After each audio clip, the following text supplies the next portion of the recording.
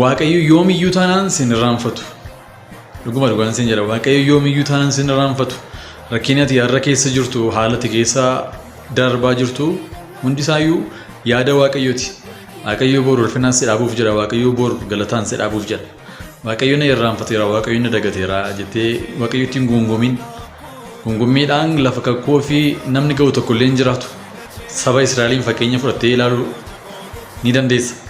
Waaqayyoon galateeffachuudhaaf dhaabbachuun kee haasa'uun kee iji kee arguun miillaan dhaabachuu kee deemuun kee taa'uun kee ka'uun kee rafuun kee ribaa damaquun kee Waaqayyoof galata guddaa ni fida.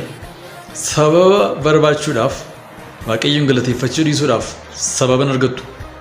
Sababa baay'ee qabna Waaqayyoon galateeffachuudhaaf. Gungumuudhaafis sababa barbaadachuun hin barbaachisu. Waaqayyoon galateeffachuudhaan garuu sababa baay'ee qabna. Inni naasaa jiru kuni inni akkasitti galateeffachaa jiru